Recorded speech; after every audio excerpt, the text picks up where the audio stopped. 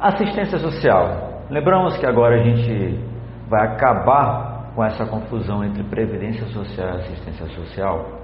A previdência social, recapitulando, ela será organizada sob a forma de regime geral de caráter contributivo e de filiação obrigatória, certo? Nós temos que contribuir e somos obrigatoriamente filiados, certo? Temos que contribuir para a gente ter acesso aos benefícios da previdência social. E a assistência social? A assistência social será prestada a quem dela necessitar, inclusive aos estrangeiros. Primeira diferença com a previdência social: residentes no país, independentemente de contribuição, pois não apresenta natureza de seguro social. Por quê? Seguro social, eu tenho que contribuir para poder ter o seguro social. Sendo realizada com recurso do orçamento da Seguridade Social. Esse orçamento, nós verificamos lá, tem a participação da União, certo? Tanto da Seguridade, quanto da assistência, quanto da saúde. Participação da União, dos Estados, do Distrito Federal, dos municípios. Previsto no artigo 95 da Constituição, né? Além de outras fontes.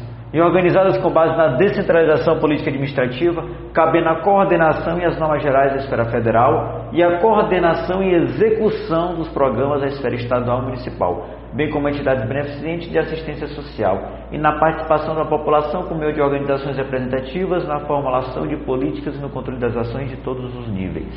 Ou seja, a previdência social para quem contribui, nós precisamos ter contribuição. Veremos já já as situações que parecem com a previdência que nos dá essa confusão, mas temos que diferenciar o que seria previdência social e assistência social.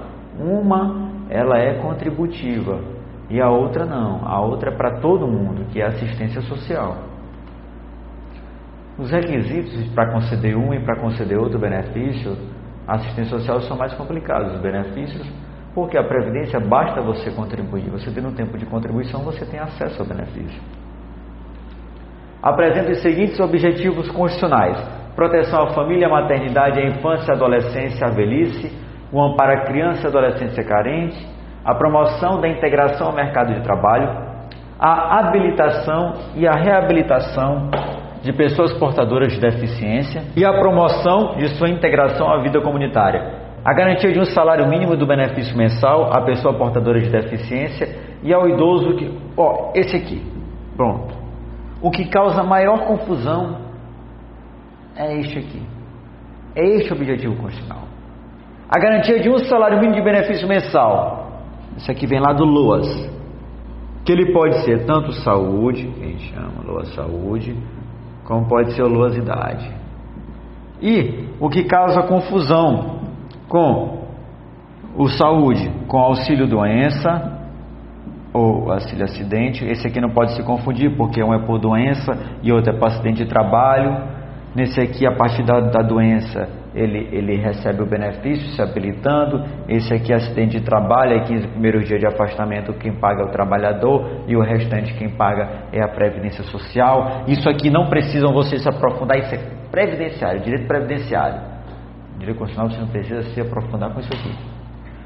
Loasidade: a garantia de um salário mínimo de benefício social à pessoa portadora de deficiência e ao idoso que comprove não possuir meios de prover a própria manutenção ou de tê-la provida por sua família conforme dispuser a lei. O que a lei dispõe? A pessoa, o idoso que não tiver capacidade, renda mensal per capita familiar de 1/4, ele vai ter acesso ao LOAS idade. Aposentadoria por idade não, meu amigo. Ele bateu o tempo de contribuição ou bateu o tempo de idade, vejam que lá fala que não é cumulativo. Pode ser por contribuição, pode ser por idade. A lei, só fazendo uma parte para a gente voltar sobre a previdência social, ela diz que é vedada a adoção de requisitos e critérios diferenciados para a concessão de aposentadoria, lá na aposentadoria. Não posso ter. Ressalvados os casos de atividade exercida sob condição especial. Se a pessoa tiver uma condição especial, o tempo de contribuição vai ser minorado, certo? A idade também vai ser minorada. É uma exceção, não é regra. A regra tem que seguir aquela: 35 anos, 60 anos, 65 anos de idade, 60 mulher, 35 contribuição, homem, 30 mulher, ele vai ter o acesso à aposentadoria, à previdência social. A assistência social, não. Tá bom, então quer dizer que se eu contribuo, eu tenho a previdência. Se eu não contribuo, eu tenho assistência. Não é bem assim. Tem os requisitos são dificílimos de serem atingidos. Tem que ser realmente quase miséria para você conseguir. E é um salário mínimo, enquanto na Previdência, de acordo com sua contribuição. Ah, mas eu só tive condição de contribuir em cima de um salário mínimo. Pelo menos saiba que se você falecer, a sua esposa vai ter, o seu dependente vai ter, diferente do LOAS. O LOAS é pessoal, não se transmite no caso de morte. E você também tem um 13º salário que não tem. Tem uma série de critérios que a Previdência Social com certeza é muito melhor do que o benefício assistencial. Educação, cultura, desporto, ciência e tecnologia, meio ambiente e índios são questões assim que não foram muito abordadas nas provas, embora é de extrema importância de também vocês saberem. O que basta para vocês? Leiam os slides, façam a leitura rápida dos slides, leiam a Constituição, se possível, leiam 3 vezes a Constituição, sempre é importantíssimo, que você grava e eles vão cobrar o que está na Constituição. Não se atenha nada fora do que está na Constituição, principalmente nesses assuntos que nós estamos tratando agora. Educação, cultura e desporto. Educação, dever do Estado com a educação será efetivado com a observância dos seguintes preceitos constitucionais. Artigos 208, 209 e 210. Leiam, os preceitos estão todos lá. Todos os preceitos da educação estão no artigo 208, 209 e 210. Educação básica obrigatória e gratuita, progressiva universalização do ensino médio gratuito, atendimento educacional estabilizado a portador de deficiência, preferencialmente na rede regular de ensino, porque antigamente tinha escola para deficiente separada. Não é, ele tem que se integrar, tem que integrar na sociedade. Vejam que a carga principiológica desses artigos são gigantescas para você trazer uma justiça social, para você trazer uma pacificação do trabalhador, você trazer aquele que mais contribui para o desenvolvimento do Estado-nação. Então, tem uma carga principiológica de justiça social gigantesca quando você fala da ordem social, certo? São direitos direitos fundamentais de extrema importância. É competência do Congresso Nacional a edição de lei que estabeleça o Plano Nacional de Educação de duração decenal, com o objetivo de articular o Sistema Nacional de Educação em regime de colaboração e definir diretrizes, objetivos, metas e estratégias para implementação e assegurar manutenção e desenvolvimento do ensino em seus diversos níveis e modalidades por meio de ações integradas dos poderes públicos em diferentes esferas federativas que conduzam a... Isso aqui está na Constituição, lá nos artigos 208, 209, 210 e 211. Por isso, leiam bastante. Erradicação do analfabetismo é um dos objetivos. Universalização do atendimento escolar para todo mundo, certo? Não é para não temos critérios censitários, não tem nada disso. Para todo mundo a educação. Logo que a gente quer formar um estado de pessoas educadas, de pessoas capacitadas. Porque você capacitando na educação, você está capacitando o emprego, você está erradicando a pobreza, erradicando a fome. Então, principalmente agora nessa época de eleição, vejam bem os candidatos que tenham propostas que promovam a educação. Porque com a educação você promove a erradicação da fome, da pobreza, dos ilícitos, certo? Você diminui o crime, você diminui a população criminal. Ao invés de investir em presídios, claro que a gente tem que investir em presídio para poder trazer uma reabilitação, mas vamos investir também na educação, que é muito mais importante, educação e saúde. Melhoria de qualidade do ensino, formação para o trabalho, promoção humanista, científica e tecnológica. Educação. O Supremo disse que os serviços de educação sejam prestados pelo Estado ou particular, configura serviço público não privativo, podendo ser desenvolvido pelo setor privado independentemente de concessão, permissão ou autorização. Ou seja, pode ser tanto pelo Estado, o Estado não o Estado unidade federativa, mas o Estado-nação, com todos os seus entes, também pode ser por particular. Não precisa ter uma concessão, não precisa eu ter uma permissão, não precisa eu ter um ato do governo dizendo que eu podendo autorizar aquele. Claro que eu tenho que inscrever no MEC, eu tenho que bater algumas metas. Não é porque eu não preciso de concessão, permissão, autorização que eu não tenho que cumprir requisitos legais para habilitar a minha unidade escolar.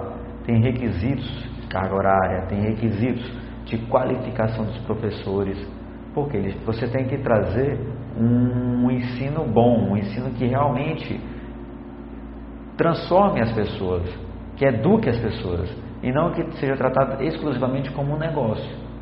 Então, assim, apesar de não ter concessão, autorização ou permissão, tem requisitos legais, somente pelo MEC, que sejam cumpridos para que a sua faculdade, para que a sua escola funcione. Artigo 206 da Constituição trata sobre os princípios do ensino. O ensino será ministrado com base nos seguintes princípios: igualdade de condições para o acesso e permanência na escola, liberdade de aprender, ensinar, pesquisar e divulgar o pensamento, a arte e o saber. Essa liberdade de aprender e ensinar, a liberdade aqui é a liberdade do professor. O professor tem a liberdade de ensinar, tem a liberdade de trazer aquelas matérias que ele acha serem pertinentes a serem dadas ao aluno. Claro que respeitando os princípios constitucionais, claro que respeitando o próprio existencialismo da pessoa, a formação digna de uma pessoa. Não é porque ele é livre para trazer qualquer matéria que ele vai trazer matérias que ofendam as pessoas, não é isso. Tem a liberdade de ensinar por quê? A liberdade de ensinar não como era na época da ditadura, onde você tinha uma cartilha do que poderia ser ensinado ou lido, não. Ele pode trazer tudo o que ele entenda como professor de engrandecer culturalmente, engrandecer educacionalmente os seus alunos. Tanto que no inciso 3 ele fala em pluralismo de ideias e de concepções pedagógicas e coexistência de instituições públicas e privadas de ensino. Ou seja, esse pluralismo de ideias é você trazer para os estudantes, tanto as crianças quanto os adolescentes, para o estudante, várias ideias que possam até ser conflitantes entre si, porque você quer formar aquela pessoa no ensino, você não quer fazer um batalhão de cara crachá, daquela pessoa que está repetindo o que você está falando, você quer que ela tenha a capacidade de desenvolver aquele tema.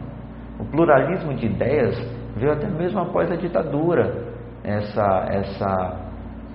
essa força dessa carga principiológica, de você conseguir divulgar, de você conseguir promover o maior número de informação possível para a capacitação daquele indivíduo. Gratuidade do ensino público em estabelecimentos oficiais. Essa gratuidade do ensino público em estabelecimentos oficiais, aí é importante até a gente fazer uma ressalva, por exemplo, faculdades públicas, na cobrança de matrículas e tudo mais, já tem decisões dizendo que são gratuitos, o ensino não poderia, mas em cursos de pós-graduação, o Supremo não tratou diretamente a respeito, mas ficou um permissivo legal de ser cobrado sim uma taxa para você fazer aquela disputa, aquele concurso para ser aprovado ou não numa pós-graduação, diferente de uma matrícula no curso de graduação. A gente viu isso foi muito discutido na questão das universidades públicas, onde por causa do curso de pós-graduação estavam se cobrando matrículas. Aqui a proibição seria do ensino superior gratuito, a da pós ficou meio em aberto, o Supremo não adentrou tecnicamente naquele método, deixou a cobrança ser permitida. Gestão democrática do ensino público, garantia do padrão de qualidade. Essa garantia do padrão de qualidade, a garantia do padrão não é um princípio aberto, tanto que o MEC é para garantir esse padrão de qualidade. Lembre que não existe permissão, concessão, autorização, mas a garantia do padrão de qualidade vai ser aferida, e o MEC é quem vai verificar se estão sendo cumpridos todos aqueles requisitos para dar aquela. Por isso que tem muitos cursos, principalmente de graduação, que foram encerrados, porque não tinham professores capacitados, professores com os requisitos, instituições com os requisitos exigidos pelo MEC. Então, por isso que eles foram fechados. Não é porque precisa de concessão, autorização, permissão, não, é porque não teve essa gestão de qualidade no ensino. Piso profissional nacional para os profissionais de educação escolar pública, nós temos lei federal. Bom, tem um piso para cada. Esse piso não é um piso muito bom para os professores, mas é regulamentado. Então, a legislação federal tem um piso estadual também, o piso municipal, todos eles regulamentando quanto é para trazer uma justiça para o ensino, para o professor. E a valorização do profissional. A Constituição determina com caráter de obrigatoriedade que a União aplique anualmente nunca menos de 18% e o Estado e o Distrito Federal e Município 25% da receita resultante de impostos, compreendida proveniente de transferências, na manutenção e desenvolvimento do ensino. Isso aqui é a forma de custeio do ensino. Leiam esse artigo na Constituição, pois ele diz como é que vai se dar o custeio do ensino.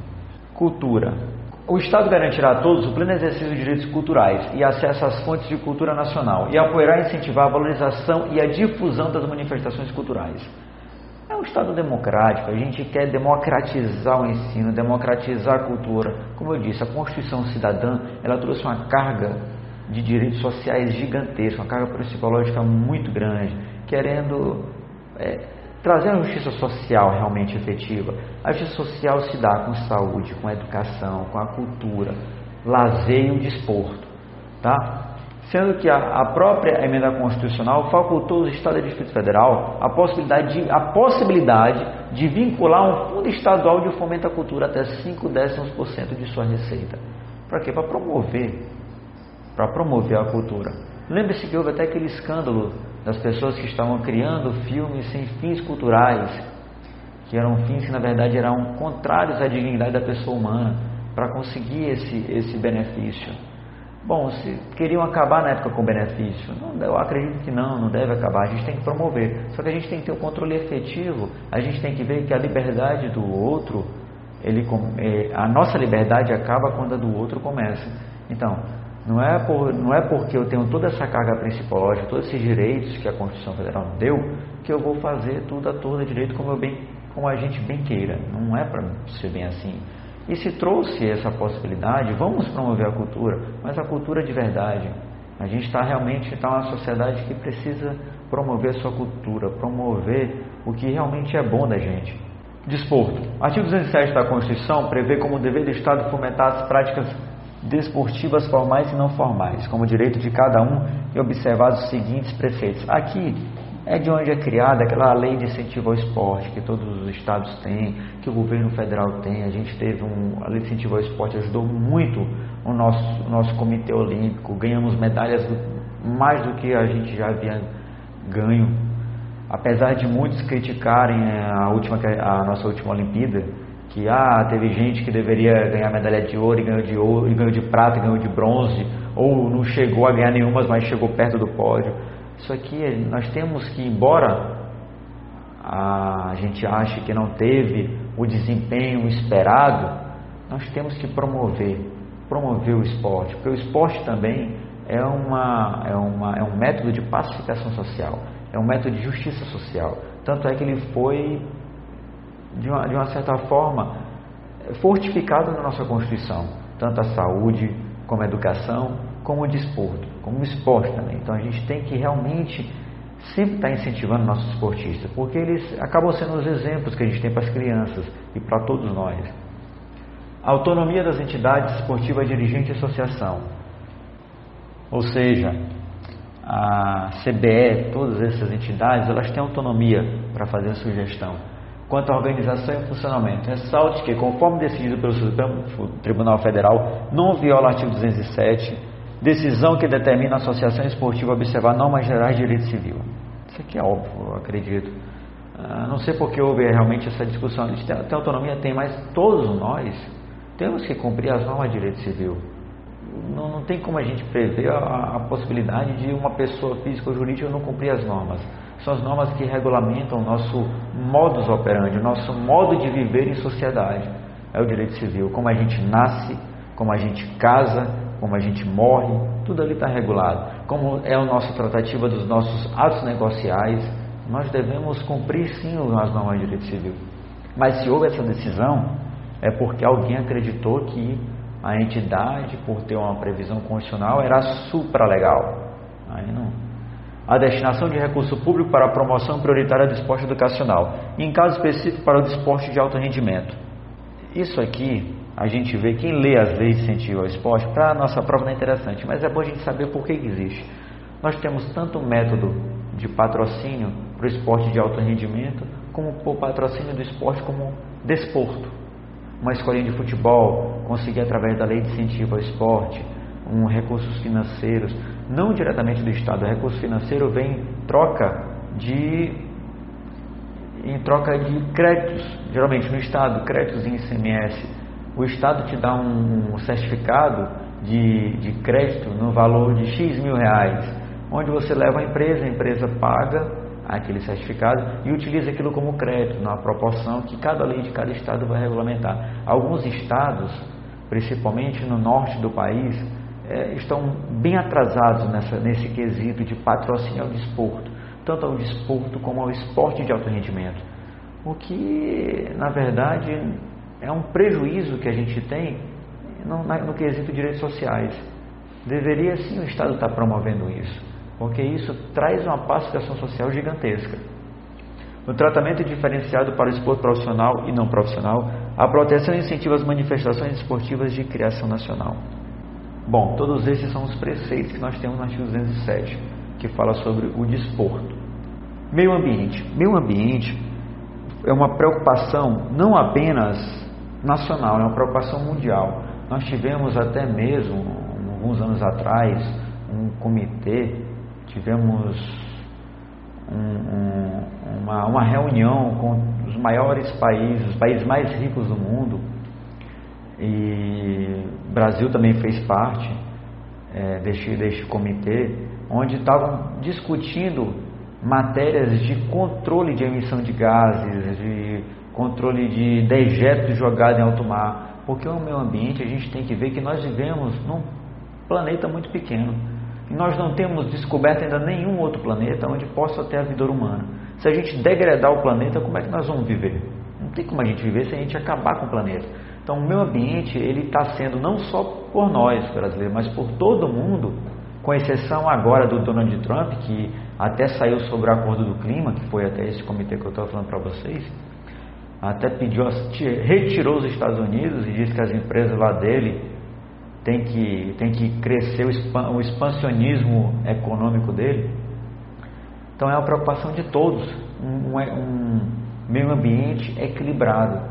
Tanto que o Brasil adotou este princípio, que até mesmo os acordos internacionais que nós temos em direito internacional, acredito que o professor deve falar isso, se ele achar pertinente para o exame de ordem de vocês, que algumas legislações, alguns acordos são feitos internacionalmente e são aplicados como lei aqui no Brasil. A Constituição previu isso daí, porque ela procura proteger o meio ambiente, para trazer um meio ambiente equilibrado para todos nós. E consagrou a obrigação do poder público na defesa, preservação e garantia dessa efetividade, bem como o uso comum do povo e essencial à saúde e qualidade de vida. No caput do artigo 225, vamos dar uma leitura, a Constituição diz que todos têm direito ao meio ambiente ecologicamente equilibrado, bem de uso comum do povo e essencial à sadia qualidade de vida, impondo-se ao poder público e à coletividade o dever de defendê-lo e preservá-lo para presente e futuras gerações. Para assegurar a efetividade desse direito, incumbe ao poder público preservar e restaurar os processos ecológicos essenciais e prover o manejo ecológico das espécies e ecossistema, preservar a diversidade e integridade do patrimônio genético do país e fiscalizar as entidades dedicadas à pesquisa e manipulação de material genético. Definir todas as unidades da federação, espaços territoriais e componentes a serem especialmente protegidos. Ou seja, leiam este artigo 225, que ele vai dizer como que se dará essa proteção ao meio ambiente. E vocês verificarão que foi diferente de algumas outras constituições que nós tivemos anteriores e também de alguns outros países, que agora todos eles estão adotando isso, é de imperiosa necessidade o controle e a preservação do meio ambiente. Por quê? Para onde nós vamos se isso tudo acabar? Família, criança, adolescência, jovem e idoso. Todos esses artigos da Constituição, Eles falam que a família é a base da sociedade, base de todo o sistema constitucional e legal, e que o Estado deve proteger tanto a família como a criança, como o adolescente e o idoso. Eu acredito que vocês devem ter uma aula específica sobre criança, sobre o ECA. Se não me engano, vocês têm essa aula específica. Lá o professor vai aprofundar. Aqui a gente vai discorrer bem rápido, talvez, na verdade vamos passar por cima, até mesmo por causa do nosso tempo. E em segundo ponto, porque em constitucional dificilmente vai cair uma questão disso. Agora do ECA é obrigatório. E quando vocês lerem o ECA, leiam esses artigos. Leiam os artigos da Constituição. Botei aqui, não é para vocês, se a gente vai agora na aula passar por cima, não é para vocês passarem por cima na Constituição. Leiam na Constituição. Vai dizer como é toda essa, como é que vai ser essa garantia da Constituição, certo? Sobre a proteção à família. Família hoje, vamos entender que a família hoje, a entidade familiar, não é só mais homem e mulher. Teve essa discussão gigantesca, várias decisões a respeito. Nós temos também agora a entidade familiar homoafetiva, até mesmo reconhecimento dessa entidade familiar homoafetiva. Outro ponto interessantíssimo que também nós temos é quanto aos índios. Os índios são os nossos ancestrais, né? Apesar de a gente não se parecer muito com índio, mas eles geneticamente são nossos ancestrais. Então a Constituição, diferente de alguns outros países, os Estados Unidos mataram praticamente todos os índios. A gente pegou na Europa, acho que nem tinha índio, mas índio teve para cá, né? O México tem ainda muita formação de índio lá.